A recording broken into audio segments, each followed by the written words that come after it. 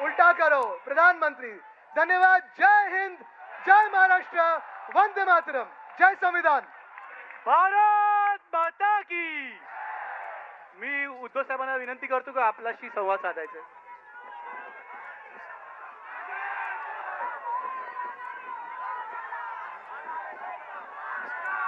जमलेल्या माझ्या तमाम देशभक्त बांधवांनो, भगिनी आणि मातांनो,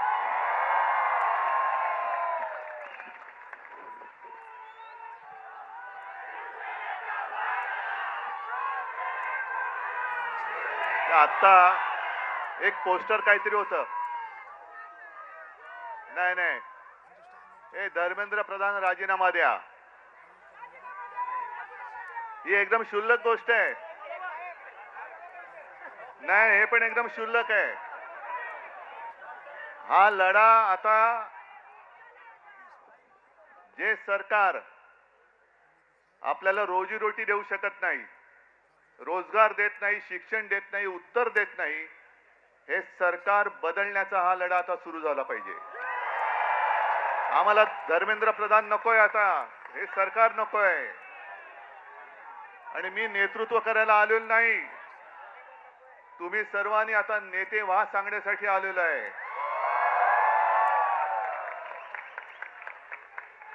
फक्त मला एक तुमच्याकडनं वचन पाहिजे की आज दिसते ती जाग आहे, आज दिसणारी आग आहे, हे सरकार बदलेपर्यंत टिकणार की नाही टिकणार?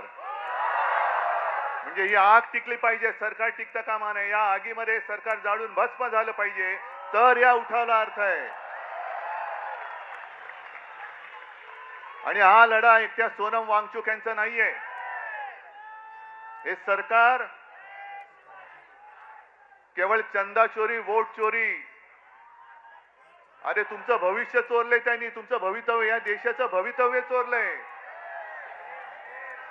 काय दिलंय का या सरकारने तुम्हाला? आज मी येताना बातम्या बघत होतो, दिल्लीमध्ये जंतर मंतरच्या इकडे युद्धाची तयारी जणू काही सुरू झालेली आहे। सैन्य आणतायत, फौजा आणतील, कदाचित अणुबॉम्ब सुद्धा आणतील, पण या सरकारला माहिती नाहीये या देशामधला हा जो तरुणाईचा अणुबॉम्ब आहे तुमच्या बुडाखाली आधीच लागलेला आहे।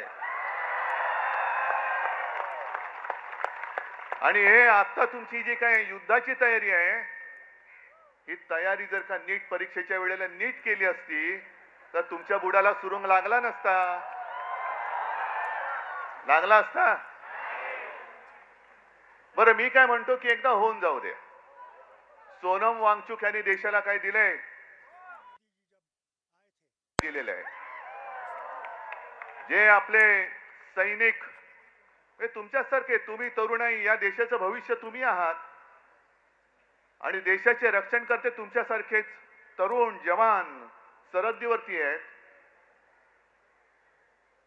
या तरुणांसाठी मायनस टेम्परेचर, आपल्याकडे जरा मुंबईमध्ये जरा 20-22 टेम्परेचर झालं का थंडी आहे बाबा, मफलर काढा। तिकडे तर बर्फामध्ये सैनिक उभे राहतात आपल्यासाठी, ते तिकडे आहेत म्हणून आपण इकडे आहोत। या सैनिकांसाठी ज्यांनी सोलार टेंट बनवले, की या सैनिकांनी देशासाठी मरण्यासाठी, म्हणजे मेलो तरी 72 पण माझी भारत माता जगली पाहिजे,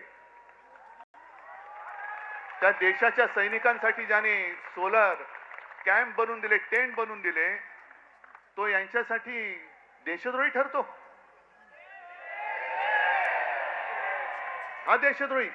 तिथलं पाण्याची टंचाई लक्षात घेऊन ज्यांनी आईस फाउंटन तयार केले, असा हा पर्यावरणवादी, असा हा शास्त्रज्ञ,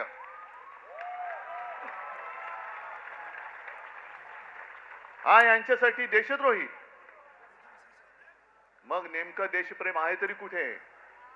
देशप्रेम कोण आहे? कुठे? यांचं देशप्रेम नाही, अदानीचे सगळे प्रेमी, यांचे सगळे उद्योगपतींचे प्रेमी आहेत। पण काल काही गोष्टी तुम्हाला कळल्या पाहिजे। काल मी नागपूरला गेलो होतो मंदिर लुटीच्या विरुद्ध सगळ्यांना जागा करायला, आणि नागपूरमध्ये गेल्यानंतर साहजिकच आहे, कोणाचं केंद्र आहे तिकडे? रासव संघ. म्हणजे बघा गंमत कशी आहे की याच संघाने या कालच्या मे महिन्यामध्ये एक स्टेटमेंट दिले त्यांच्या त्या होसबळेने की पाकिस्तान बरोबर चर्चा केली पाहिजे. पाकिस्तान बरोबर, जो पाकिस्तान आपल्या देशात आतंकवादी घुसवतोय, बॉम्बस्फोट करतोय, सगळं काही करतोय, अतिरेकी हल्ले करतोय, त्याच्याबरोबर चर्चेचे दरवाजे खुले ठेवले पाहिजेत. आणि मोहन भागवतना विचारले तर मोहन भागवत म्हणतात की होय बरोबर आहे, हम हिटलर जैसे नहीं है. अहो भागवत साहेब, हे हम हिटलर जैसे नाहीये तुमच्या मोदींना सांगा. आणि पाकिस्तान बरोबर चर्चेची तयारी आहे, मग वांगचूक बरोबर का नाही करत?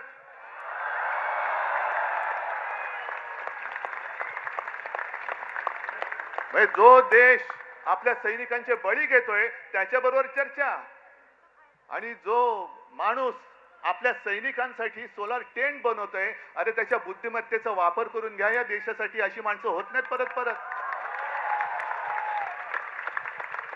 अशी माणसं होत नाहीत.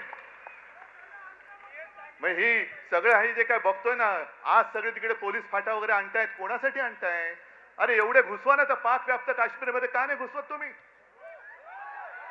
माझ्या नौजवान सगळ्या तरुण आणि या तरुणाई विरुद्ध तुम्ही आणखीन जे देशाच्या रक्षणासाठी सैन्यात जमा झालेले ते भरती झालेले तरुण वापरणार, म्हणजे तरुणांनाच तरुणाच्या विरुद्ध उभे करणार, आणि तुम्ही काय तिकडे जिलब्या पडत बसणार का ढोकळा खात बसणार?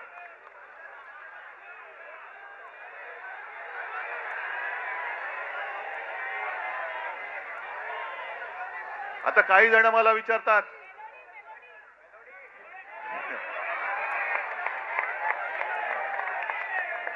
नहीं मेलोडी खाओ खुद जान जाओ, तो फिर मुझे बात करने की क्या बात है? आप जाओ उधर कोने पे मेलोडी ले लो और सब खुद जान जाओ, जो भी जानना है जान लो, समझ जाओ. मैं तिकडे चॉकलेटच्या गोळ्या आणि आमच्या तरुणांना बंदुकीच्या गोळ्या.